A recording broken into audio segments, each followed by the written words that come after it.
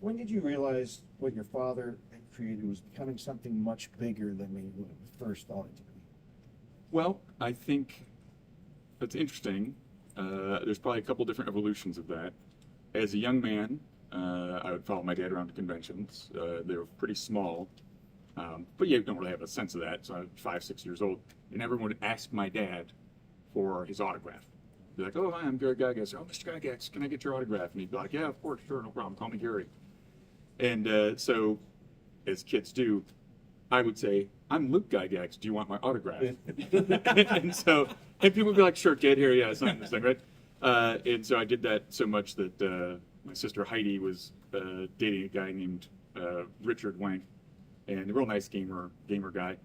He's probably 16 or something, but he went and got a T-shirt made for me. And back in the 70s, there used to be iron-on letters, so it said, "My name is Luke Gygax" on the front in dark-colored letters, and on the back it said in rainbow letters, "Do you want my autograph?" And so I would wear that to conventions. It was pretty fun. So there, I knew my dad was a big deal because gamers were asking, for his autograph. But we're talking conventions are just a couple hundred people.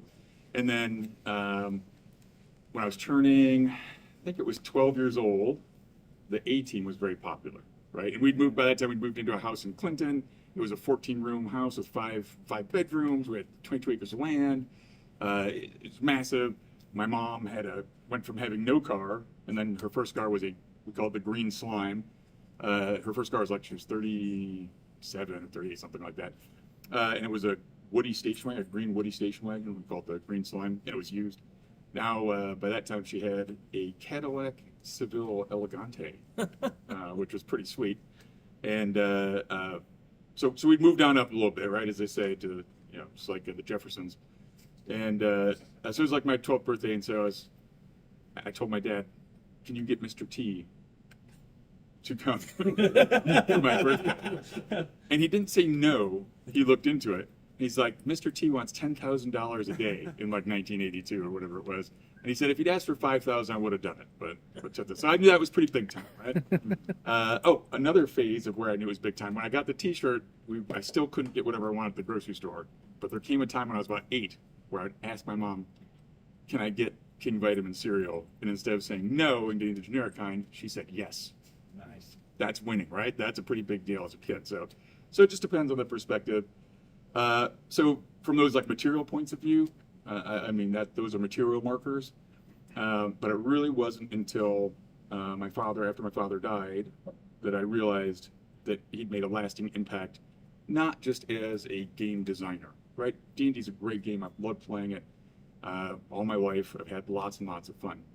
But when he passed away, the outpouring of folks who didn't know him, who never met him, was astounding. Sure, he corresponded with a lot of people. He took the time to help develop, kind of his peer group, young designers and stuff. He really enjoyed mentoring people and giving them tips and reading stuff. And there's a boatload of people here who will talk to you and say, "Oh yeah, I sent him this and I couldn't believe he responded and he read it and he gave me tips and pointers." So he loved doing that. He felt like part of that was, just part of the community that he came out of was a cottage industry and everybody helped everyone. But as people who never met him, and he said, it's like I lost a family member or an uncle because this game was so important to me. It helped me, and then there's several options of what it was, but it's usually overcome some sort of obstacle. I had a learning disability, and I had dyslexia, but we didn't know what that was back then. It wasn't diagnosed. People just assumed I was dumb, right? And I saw the covers of these books, these fantastic monsters and these scenes often, and it made me want to pick them up and read it. Or I was incredibly shy, and it just was like painful for me to try to speak to people because I felt so awkward. But I saw this game and I saw they're doing it. It looked so interesting. I got the courage up to do it, and by pretending to be a character in a game, I learned to come out of my shell. I learned that I could do that too. It's a skill that transfers into real life. Unfortunately, some kids have parents who are dealing with addictions, and it's a bad household or a violent household, things like that. And through D&D, people were, as children, young adults, adolescents, able to escape through the game, right, and enjoy some time, which is a good mental break, but also learn that they could impact the world, and that they could be a hero, and that they could change their fate, and that they could have the strength to break away from that, right? And it gave them hope and courage, and that's important. And so when I started learning about all that it had done, I forgot a very important one. I met my best friends, and we still game together, and we're still friends 30 years later because we did this. So since I was, 12 or whatever it is, and now I'm in my 40s, I still have this great group. I met my wife through there, and now we have a family, and we game together.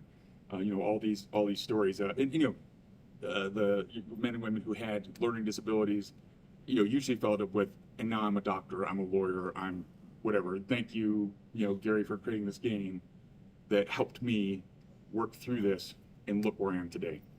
A smaller subset, but important one, is creators. So people create, whether it's video games or write books, things like that, talk about the impact of Dungeons and Dragons and how they realized they loved creating and they wanted to go into that world, and how they discovered that this was where their talents lie and who they wanted to be. So probably took me, I started learning that after he passed away, and the impact of it was hard to imagine for me. And maybe it's just, you can't see the forest for the trees. I was too close to it. But I began to realize my dad changed the world. He is someone who changed popular culture and made such a huge impact. And I didn't realize at the time he was just my dad. This guy's like, hey, wash the dishes. have you mowed the lawn? Get up. It's time to go to school. So it took me a while to figure that out. But once I kind of realized that after the year after he passed away, I wanted to make sure he was never forgotten. And his name was now no longer on the books. And I was afraid that the younger generation of gamers wouldn't know who Gary Gygax was. And so through GaryCon, I wanted to make sure that his legacy would still be there, and in the sense that you never truly die so long as people remember you, and I didn't want my dad to be forgotten. It feels like with your announcement yesterday that Wizards is kind of returning to honoring his past as well. They departed from it for a little bit, but Sure. It feels like they're kind of coming back around and actually reaching out to the community a little bit more and honoring all the age groups and not just one target one. Yeah, I think you're absolutely right. Dan Ayoub, when I met with him, well, Joe Manganiello gave me a call in August of 2025, and he said, hey, the new head of D&D, Dan Ayoub, he's in town, and he wants to meet you. And he said, can you have dinner? I was like, well, I was thinking, it's really a terrible time. It was one day out of surgery for a torn labrum, so I was in a sling and on pain pills. But I asked my wife, I said, hey, you want to go to dinner? You can drive me down there. And she was kind enough to say yes. And so we drove down the next day and met Dan. And he told me the story of being offered the job. And he had to say, I'll think about it. And he said, the reason it's my dream job, but the reason I said that is, in his words, I don't want to fuck this up. And I said, that's why you're the right guy for the job. That's because it means something to you. It's that important that you have to think about, do I want to do this? Because what if I fail? So he put thought into it, and he's like, yeah, I really want to do this. And he apologized to me twice during that dinner. He said, I am sorry for the way your family has been treated. He said, I want to heal that divide between the family and the franchise. And I said, Dan, you didn't do it. It's okay. But he's Canadian, so he did it twice. But no, and he talked about, I think we've, gone a little bit astray, and I'm not talking out of school, he said all this publicly. We've gone a little astray, and I want to reconnect with the fan base and listen and hear them where they want to go. And my goal is to make great products, give them to people, and let them play and enjoy the game. I thought, yeah, that's the right thing to be doing, because there was edition wars a little while ago, right? Mm-hmm. Thankfully, it's kind of calmed down. I think it's kind of gone away. but people were like, this is the right way to play D&D, or this is my way, is the right way, it's got to be, whatever that was, right? And I just think that's silly. There's no right way to play D&D, or no wrong way to play D&D, so long as everybody in the group is having fun, have a good time. It's a game. It's meant to be enjoyed. Sure, it has all these other benefits that come along with playing it, but that should never get in the way of the fact that it's an awesome game and to have fun and make friends, right? That's the primary thing that we're doing. Talking about your father's legacy, and now that you're a father, I Yeah. mean, what are some of those lessons that you feel like as you've gotten older that you remember him teaching you just through gaming or through just Yeah. in life? Yeah, that's interesting. I think as we go through life, and this applies pretty much, I think, universally, you understand your parents' struggles a little bit more.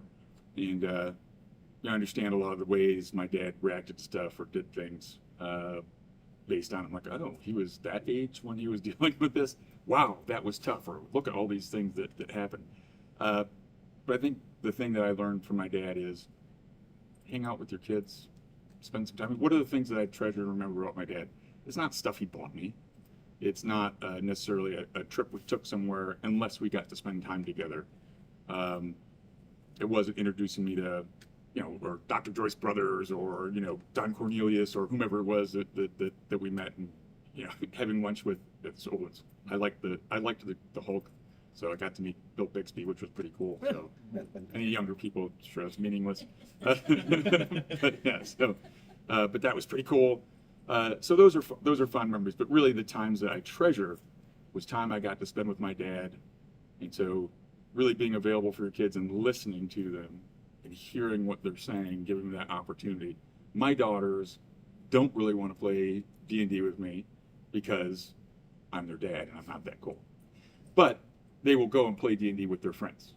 Okay, that's all right. I'll accept that. But there's other ways that I can listen to them and try to hear them. And I think that part is important. Quality time with your children is good, and teaching them life lessons through gaming, I think, helps a lot too. So it's really a consequence-free environment. I mean, your character may suffer, but that doesn't have that much impact on us in real life. Although losing your character is tough. I had to learn through that. But you can build resiliency. You can learn tactics on how to talk to people, learn how to persuade, problem solving, learn to wait your turn. All these important skills through playing games, and especially role-playing games. I think you had a question. Yeah. So you talk a lot about with passing on your father's legacy and everything, and obviously a huge part of that is how much he meant to you as a father. I'm kind of curious, what do you hope your legacy is with, I guess, both your family and with the larger gaming community that you hope that you will leave for everybody? Yeah, it's not something I really thought about, if I'm being honest with you, because so thank you for asking me that uncomfortable question. I think that's what I'm supposed to say. That's a great question. So I could buy a little time to think about it. Yeah, I haven't done a lot of introspection on that. I really want to, and I set a goal with GaryCon to make it a convention where you can walk in to GaryCon not knowing anybody, having never been here, and leave with a group of friends. And I think we've set those conditions to be that way, to be welcoming, just to make a community that's welcoming, so we all feel comfortable. We can all make friends. I think that's important. We can get away from screens and reconnect with folks and have a great time. And that's been successful. And I want my dad's work and his name to be remembered, and that's extended to a sense to a lot of people that I knew as a kid that I got to know again as adults through GaryCon. And unfortunately, a few of those guys are no longer with us, but a lot of them are. So I cherish those opportunities to hang out with them and see them, and it's nice to see them, get a moment in the spotlight here at GaryCon where, people come up and ask for an autograph and they feel, their work is recognized and they feel appreciated. So that through GaryCon, I want to do that. It's really less about me. Sure, I guess you have to have somebody who's the leader and the head of that. But it's a team effort. there's a lot that goes into it, and certainly nothing I can do alone.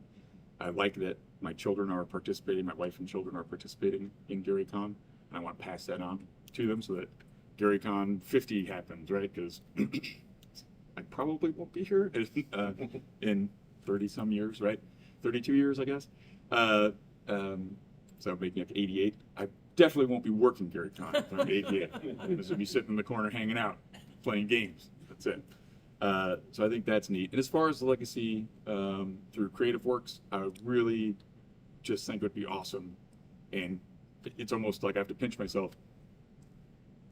I'm going to get to publish official D&D products in Greyhawk. And I mean, Gygax is going to be on official D&D products again. That's something I didn't think would ever happen. And so I am over the moon about that. And I can't thank Dan enough for reaching out and opening that door. And so I want to make great products that gamers are excited about and that people enjoy. And just I think to love Greyhawk as much as I did as a kid getting to play with my dad. Can I ask a follow-up question Sure. since you brought that up? Because that actually is my second question I was going to ask.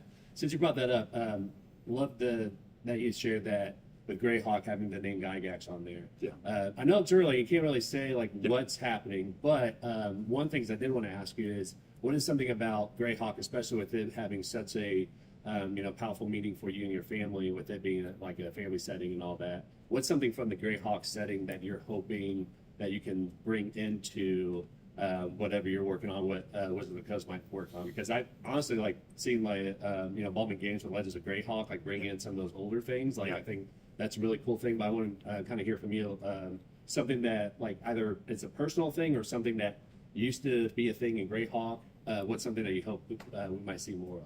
Well, I love 5th edition Dungeons and Dragons. It has done so much to extend the fan base, to expand the fan base, to bring so many people into the community. For that, I think Mike Morrells and his team, genius. They went from several million people playing to, I think, over 50 million worldwide playing, something like that. So, but a huge expansion, right? And so many young people love it. It has, the D&D brand has like a 95 or so, 93% recognition rate, which, that's like Coca-Cola, right? It's up there. It's a major brand. So that's outstanding. Now, as a nitpicky gamer from the old days, this newfangled Dungeons and Dragons is too easy. So I would get out my cane and shake it at the players and make some alternate rules that I think would make keep Greyhawk Gygaxian, right? And I have some ideas on how to do that. And there's some, I'd like to, feature my character Melf and some of the things that were going on, because for heaven's sake, he's been portrayed the wrong way in art and everything like that. It's nothing like the character that I was playing, especially the action figure way back when that had a different name. They're like, oh, Melf is something in Britain. So no, he's not blonde hair. Come on. But anyway, so it's neither here nor there. So those are just personal things. But I would like to see Greyhawk made once again to be somewhere that's challenging, where there's tension, where you feel like when you go on an adventure, you're not on a cakewalk. You don't have tights and a cape on, and you're on a superhero. This is potentially dangerous. If you don't think, if you don't plan and husband your resources, you might not make it out. And when you go down, there's consequences, right? So for me, that tension builds excitement and focuses you and makes the reward so much the greater. And of course, I think a basic thing in any game is you want to have wonderment, so that you don't know exactly what every creature does that you run into, right? So keeping that variation, making people think. One of the things that's evolved from older school gaming Greyhawk in the 80s is, although I shouldn't say that, but what's been highlighted more is story arcs, longer story arcs, including, there's always been puzzles and riddles and things like that, but I think sometimes people want a little more investigation and a little less combat, or a good balance of it, right? But being able to make it something that accommodates all play styles equally, which is a difficult thing to do, while leaving room for the DM to personalize their adventure, right? As strange as it sounds, it's actually probably easier to write a very detailed adventure that tells you exactly what is going on, because then it's kind of like a video game in a sense where you have hard parameters that you can't really get around to go through the story. But if you leave enough to sandbox it a little bit, that's harder to do. It's harder to do well. So hopefully I answered your question with that wandering, meandering way. All right. Yeah, no, that's good. Thank you. Has anyone approached you to try to make a movie about your father's story, TSR, and just Lake Geneva as a whole? And if so, if you were cast in a movie, who would play your father? It's a great question. Yes, I've been approached by several people to do something like that. I'm hopeful to do something and have an announcement before too terribly long, but I don't want to let the cat out of the bag or count the chicks before they hatch. So yeah, there's a few people that could play my dad. Probably the one that I would like the most, who I had the pleasure of gaming with online one time, would be David Herbert. Oh, I think he could do it very well. Yeah, I think he could pull it off. And who would play you? Who's the guy who plays Reacher? We'll call that guy. Yeah. Alan Richardson. There you go, Alan Richards or John Cena. I think those are probably the closest. As a 12-year-old, though, right? Yeah. I don't think there's anyone huge enough to play when I was an adult. No, I don't know who. People used to say, and these guys are all now, old guys older guys like me. But when I was younger, people would say I looked like Jason Bateman, like when I was 16 or 17. And then people said that I looked a lot like, oh gosh, how could I draw a blank for this actor? He was Blast from the Past, George of the Jungle. Brendan Fraser. So I look like Brendan Fraser, and I've also gotten the guy who played number 2 on Picard. Oh, Jonathan Frakes. There you go. So those are people that and no, it wasn't Brendan Fraser in Whale. So oh, she messed up. She's snoozing over there. That's it. I said Brendan Fraser in Whale. Yeah. Oh, you don't know? Oh, he gained a lot of weight. It was yeah, sorry. But it also isn't from George of the Jungle. It was Blast from the Past because I had a flat top. All right. How tall was your dad? 5'10". 5'10"? Yeah. So I come from San Diego, California, and I'm not a Surface person myself, but what I've really loved to see is at every game store, at a lot of home games, Dungeons & Dragons has brought together armed forces members from different branches in a way that I haven't seen in most other hobbies. Yeah. And am I correct in thinking you were a former service person? Yeah, I'm a retired Army officer. That's what I thought. And just out of curiosity, seeing how influential that game is for persons both off-duty and out on deployment, Yeah. I was curious what it was like when you were serving, because I can't imagine it was as popular, but I want to know your impressions. Oh no, a lot of people played in the military. So yeah, so I enlisted in 1989 into the Army, and I went to Germany, and pretty much even in basic training before that, when people would see my name, Gygax, is that any relation? And I was like, yes, that's my dad. And they're like, no way, that's your dad? What are you doing in the Army? And of course, my dad lost his company in 1985 and spent pretty much most of his fortune fighting to get it back. Then he said, okay, great, I'm a tenacious guy. I'm going to create another game system that's going to do great. And so he created what was first going to be called Dangerous Dimensions. And then his lawyers said, well, you know what? We might be opening ourselves up to being DD and D&D, so let's go ahead and try Dangerous Journeys instead. So he wrote a multi-genre system. And the first one he developed was Unhallowed, which was a horror series, which was quite good. We'll play test that. And then he developed Mythos. And that came out, was published by Game Designers Workshop, I think in the early 90s. And unfortunately, he was sued by the people at TSR and said, you thought of that stuff while you were at TSR. And of course, how do you prove that? Well, you have to go to court and there's long litigation and stuff. They waited very cleverly to drop that right when Game Designers Workshop, the second biggest company, had printed all of these books. So all of their money was tied up in books. Then there was an injunction they couldn't sell them. They had no money to defend themselves. So they had to actually declare bankruptcy, settle, and my dad lost his second game system they designed. So that was very difficult. So that set off a few years of him just going, wow, I don't think this game design thing is really worth it. And that was a tough nut. But for me, during that time, I was in the Army up until '93, and then I got out and was in the reserves for a little bit, and then went back active duty. But pretty much any time, you're wearing the name Gygax on your chest. And I got that question a lot. A lot of people were gamers. And as time went on, a lot of them were colonels and generals and stuff like that.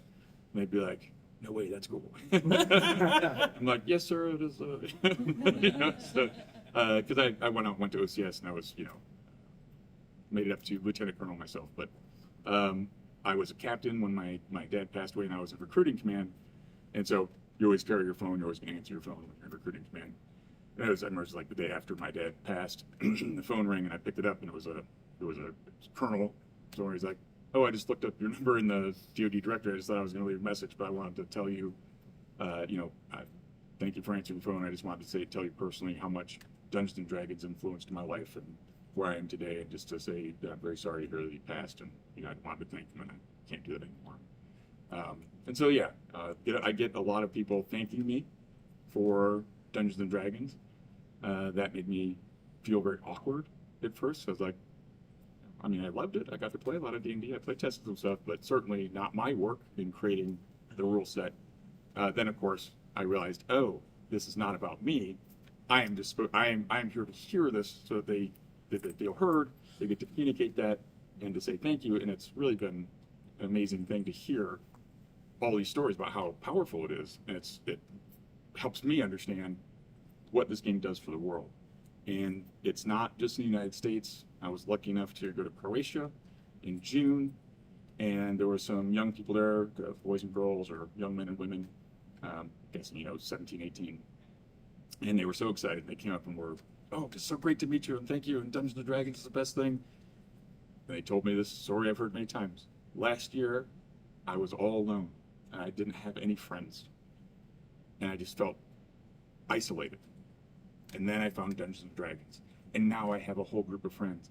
And I've got this character, and I'm going to tell you about my adventures and that sort of stuff. And I think they came up to 3 different times during that long weekend with, oh, this is my friend, who's also in the group or whatever. And that's universal. That's around the United States. It's Europe. I went to a convention in Dubai, the first tabletop RPG game convention, or actually tabletop game convention in the Middle East. Tabletop Me, and I heard the same stories from the men and women there. So it's like, it doesn't matter what country you come from, it doesn't really matter what age you are either, because I think a lot of elderly folks are learning how to game with their grandchildren, and it's providing a way to connect them as well. But it's a great way to bring people together and not feel isolated and have a great time. So yes. What do you think your father would be most surprised by in the gaming system today? And is there any particular aspect you think he would love or hate? I know he wasn't a fan of drow being player characters. So he's like, those are monsters. They're not, they're supposed to be evil. So I think he had Dungeons and Dragons for him, especially, I think, was meant to be a lesson and to establish a certain bit of morals in people. If you played evil characters, nobody was your friend. You were going to backstab each other. People that you were dealing with, were also going to, if they were evil, were going to, try to cheat, kill, steal, rob, etc. You couldn't trust anybody. And he saw, ideally, he didn't really run any. I think I played one evil character and I didn't do very well with it, but he expected you to be at least neutral, if not good, because Greyhawk was often, the call to adventure was, evil is on the rise. Good people are dying. What are you going to do to stop this? And that was your call to adventure. It wasn't to, oppress people and create a, become Ias and crush, everybody around you and rise to power that way. Sure, some people play that. You can play D&D however you want. But his games were more about bad stuff is happening. What are you going to do? And so I think that's where he came from. And playing monsters took away from the really simplicity of a fantasy world where there are gods who are good, there are gods who are bad, and some of these monsters were created by evil, and they aren't like everybody else. They don't put human characteristics on them, right? They are just in essence bad creatures, like from a fairy tale, right? From folklore, evil creatures. So he didn't like that part, but that's probably a nitpicky little thing that he would talk about. I think the things that he would find irritating, and irritating wise because it would get in the way of good gameplay, is there's a lack of tension if you have too many safety nets. So for a good game, you want to have heart racing action in tension. And he really he didn't often like too much. Well, I shouldn't say that. He didn't like too much role playing in the 80s. It was more about the adventure, whether that's solving riddles or fighting things. Then in the later 90s, when I was gaming with him, I used to hate some of the things he'd do because he was designing settings, right? And so they'd be like, okay, great, I'm like, yes, let's go off and go into the castle. And he's like, no. First you have to prepare yourselves and get supplies. I'm like, great, we go to the things. No. And I'd have to go like around to various shops and haggle with the shopkeeper and try to get the better price. And he's like, all right, roll the dice. I'm like, oh, come on, are you kidding? He's like, no, people like to do this. This is great.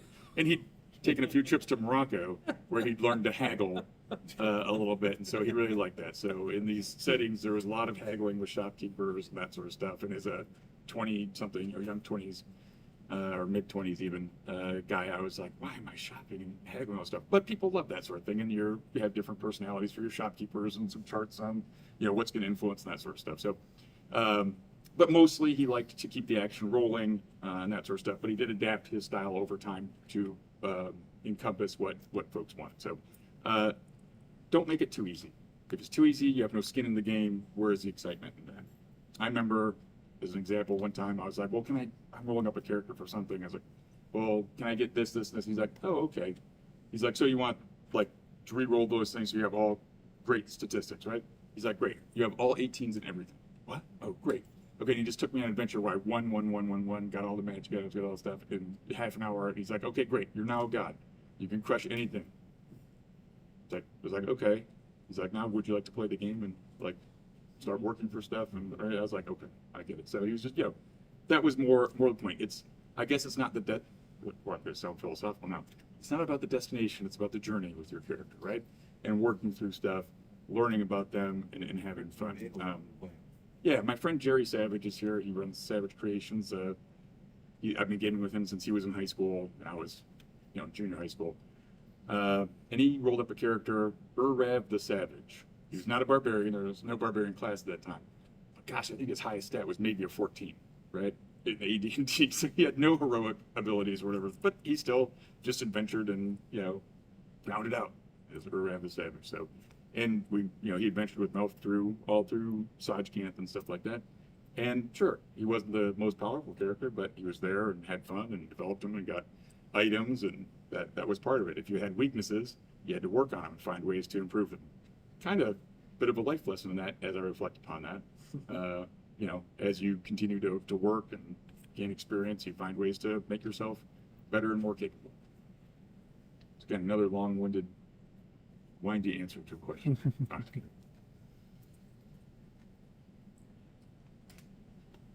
Some of the eating habits and just, in the 70s, back in those days, is that what kind of influenced you to kind of get, I know you're in armed services, Yep. You had a good regiment there, but like, is that what got you into your fitness journey now? Like I see you a lot posting, about being in the gym with your family and all that stuff. Mostly, I just want to stay alive and have good quality of life, and I think that's important. And when I post, when I realized I was just posting, I'm in the gym and doing stuff, and people started messaging me and asking me for advice. I'm not a physical trainer, I'm not a doctor, but I don't have any degrees that are in that, so I figured, well, I'm probably not the guy to be dispensing advice on what you should do. But I know that having community helps motivate people. And so I just started a little Facebook group and said, hey, how about, Body by Gygax, it's like 6 months to Gary Con, pick a goal and work at it for 6 months, post 3 times a week, at least whatever it is, whatever activity it is that you want to do, 30 minutes, 3 times a week, post about it and encourage others, and let's see where we go with it. And so that was kind of the start of that more publicly. And what made me want to talk about it and address this more is people like Jim Ward. He's known Jim since, well, he knew me since I was just a kid, knee-high to a grasshopper. And, I like Jim. He's kind of an uncle. And then he would tell his awesome, Jim was great DM, excellent. He loved fast food and sugary sodas, right? And so he got diabetes. And he didn't want to listen to his doctor and not change his diet and that sort of thing. And so then he got he got the wound on his foot that wasn't healing, and then, going all through all these things. And then, of course, as we know, diabetes is pretty awful thing. He lost his foot, and he lost his leg up to his knee, and all these sorts of things. And he would post about it and telling people, don't be like me. And then I'd go through my Facebook feed and I'd see, oh, another good friend, real nice, nice person that, I'm in the hospital again with atrial fibrillation and, cardiac issues. And, they're, this big, particular person, big guy, but, 350, 400 pounds, right? So it's obviously, got too much weight. I thought, man, these are mostly, well, you can greatly reduce your chances of suffering some really awful consequences by a little bit of managing the diet and a little bit of exercise, right? I love steak, and ribeye, fatty foods, and salty stuff, just more than other people, right? I love that stuff. And if I don't want to get myself in trouble, I have to make sure I exercise to help combat some of my bad habits, right? And I did try to minimize it. I have high blood pressure, so I'm on high blood pressure medicine. I'm on cholesterol medicine to try and combat those things because I'm 55, right? So sure, I try to stay active because I have daughters between 12 and 18, and I would like to be here for a nice long time. And I guess what we're really trying to say is that by example, I can help others get in the gym, outside, walk, bicycle, swim, lift weights, whatever it is that they want to do, and just improve their quality of life, lower their chances for some of these pitfalls that are there, and be able to hang out and game with their friends, and be there for their family and loved ones. That's a huge positive. And honestly, gaming is great, but if I can encourage, where 10 people or 100 people to live a better life and be here longer, I think that's pretty important. So that's where that motivation comes from. And my wife tells me to go to the gym too. So I thought you would never mention me. I've mentioned you a couple times. Ladies and gentlemen, my beautiful wife. The real boss. Gary went to Morocco and we learned to haggle. Gary loved me very, very much. You know why? Because I'm originally from Morocco. And he loved Moroccan food, so. Yeah, she's a good cook. So I want to say something about Luke. I can share this. Maybe it would make you laugh. So being from Morocco, I love bread.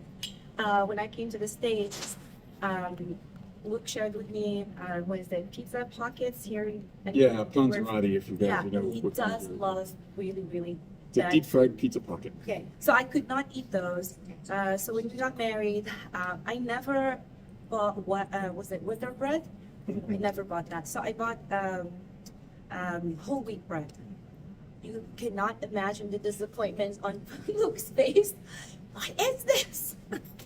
So, anyways, the journey for health, for our journey to be healthy throughout, since we met, to be honest, it's just a change of, we kept changing food and kept changing different things. To him in the military, having to pass the PT exam has had a great impact on him. And then, honestly, when he retired, he loved more to work out more than when he was in the military. And it was very, very refreshing to see him doing something for himself and for the community, not because he has to pass an exam. But I actually so decided I liked working out yes, more yeah. just for on my own terms and doing what I wanted to do, as opposed to somebody telling me you have to do this.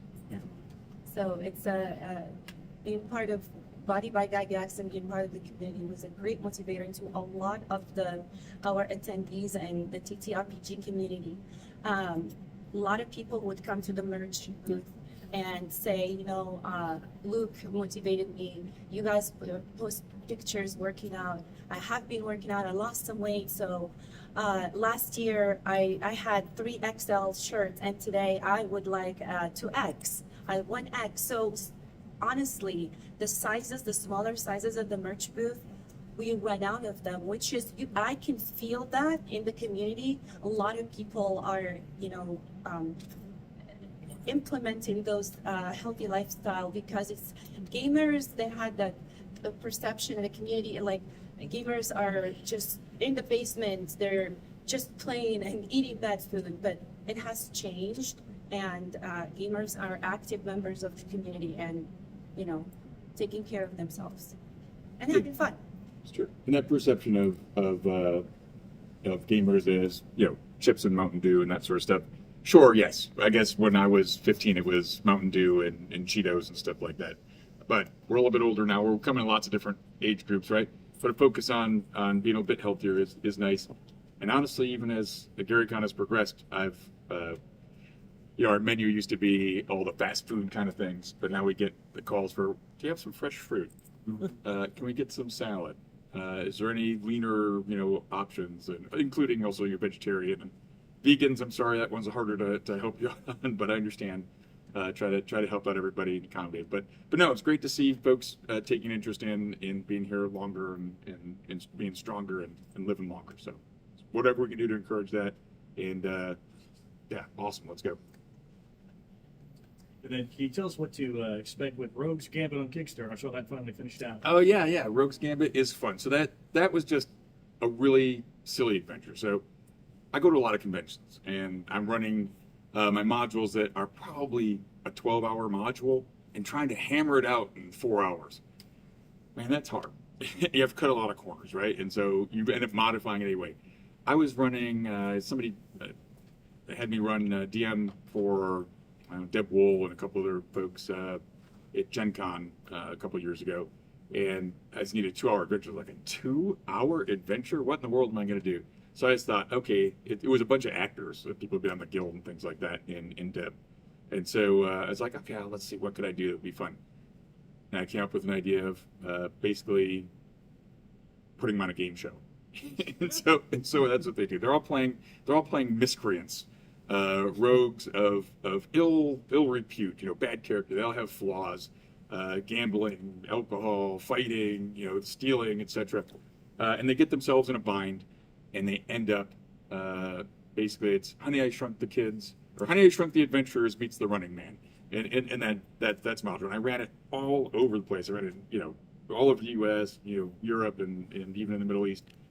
Never had a bad game. So I was like, you know what? Let's go ahead and put this one out there. Of course, we changed it a little bit for publication, and give you some options so that you can take your campaign characters through there and not kill them. But pretty much, usually there's high casualty rate in this game. Even in 5e, I had some fun traps in there that were just a lot of fun.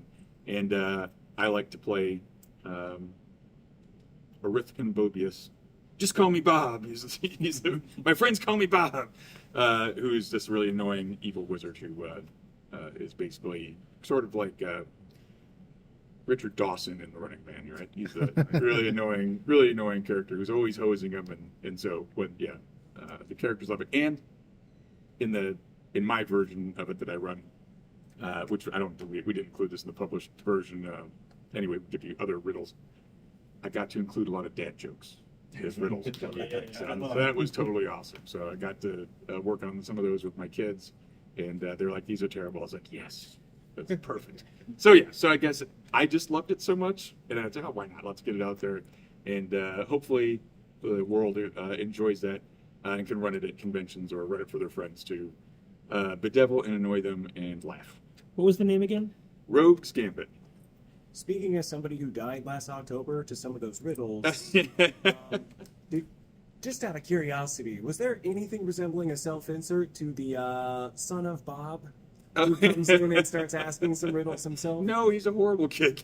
I was not a bad kid. That's good. And my daughters are too sweet. They would never do that. Amira doesn't even like to squish a bug. She's such an animal lover. So no, my kids are not going to try to dump you into a pool with giant sharks. Megalodons and Yes, things. yeah, exactly. That's what got me. Is the love for puns come from your dad? Because Yes. you're notorious for loving them to make people roll their eyes. Yes, I am not. I am much more merciful than my father. He would take at least 20 minutes to deliver a bad pun.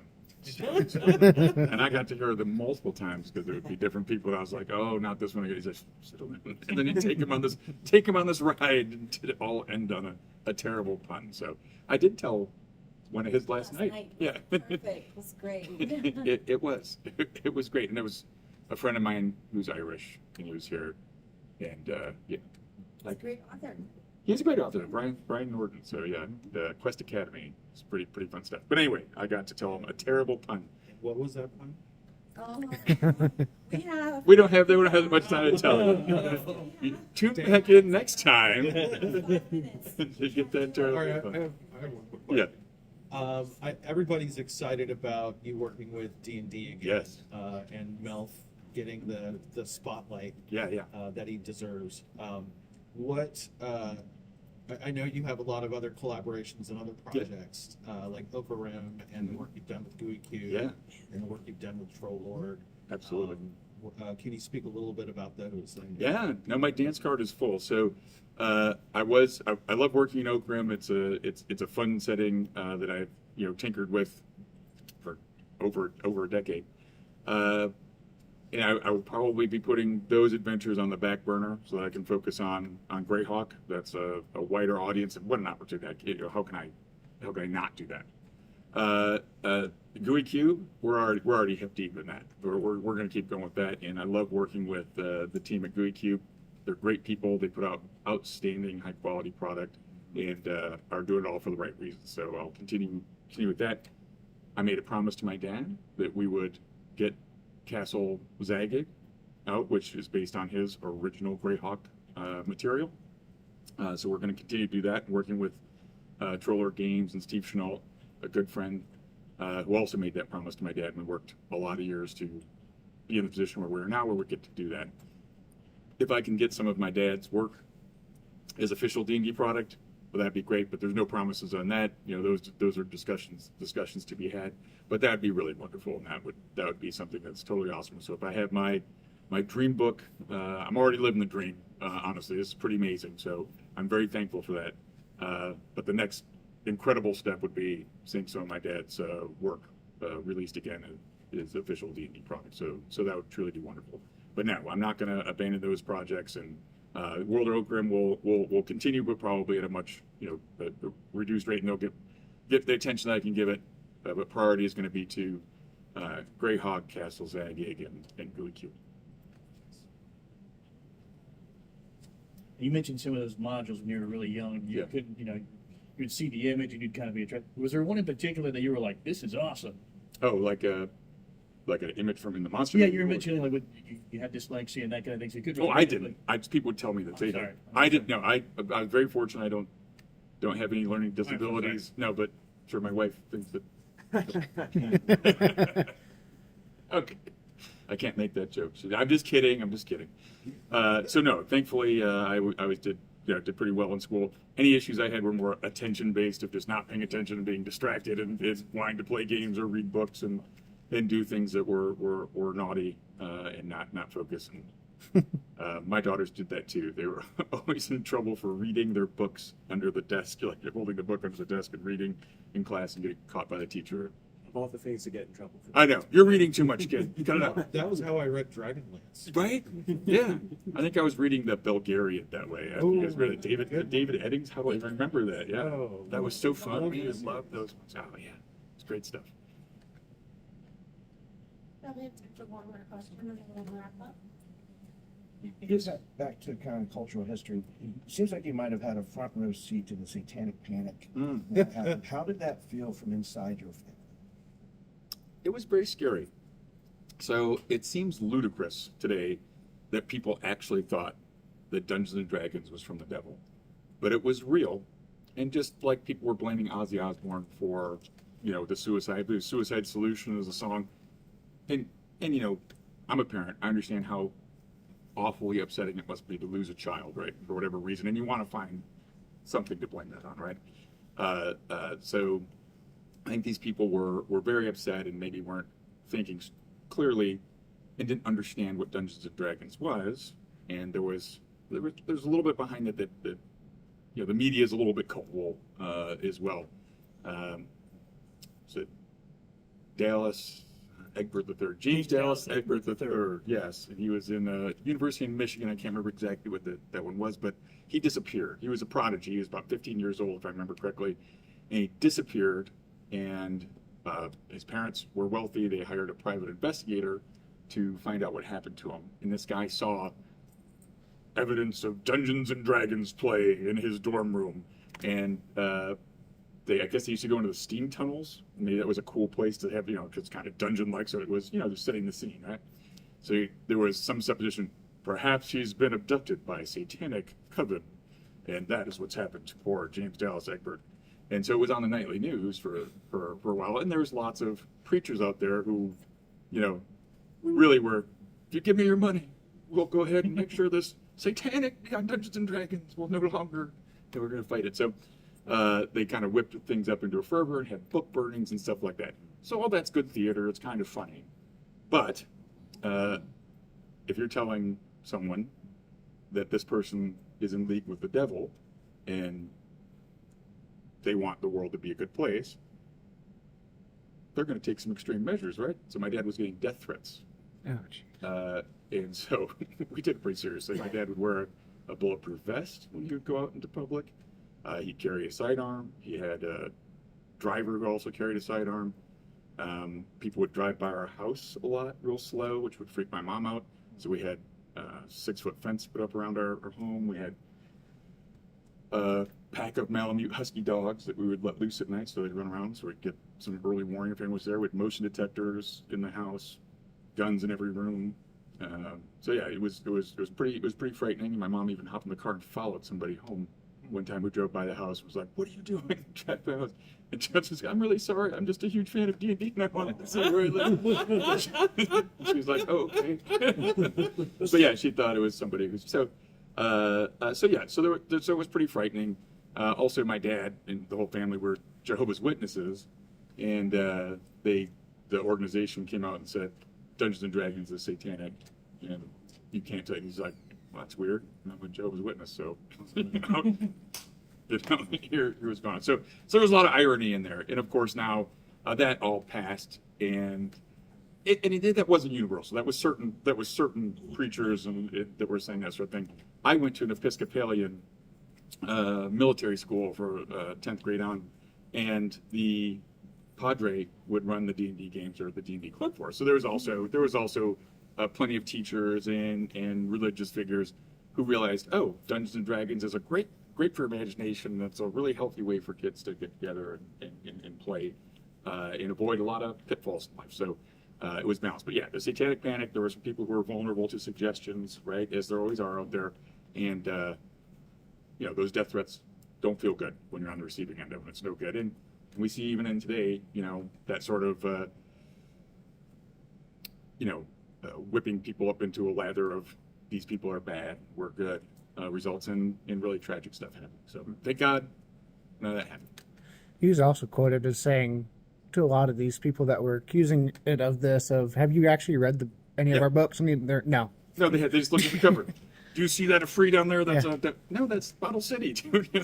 Oh, and this was the best one. He's like, if these spells are real, why would I publish them? I would just simply rule the world. Are you kidding me? If I could do all this stuff, why would I just read it to other people? This is ridiculous. So it really, if you put any thought into it, it falls flat on its face. And better yet, just watch somebody play D&D. Yeah, you're going to figure that out pretty quickly. I remember pointing to stuff at like, he's like, look at the spell components for gust of wind. It's legumes, right? You know, lightning bolt, fur and a glass rod, rabbit's fur and a glass rod. I mean, fine, they're silly. They're kind of little jokes, right? So for the most part, that was funny. He did encourage people to do book burning. So he said, go out and buy all the books you can, burn them, and go out next week, buy them again, and burn them again. So book burnings were great because it was great. But yeah. But no, thank you very much for these questions. It was really a pleasure talking to all of you. Thank you, Luke.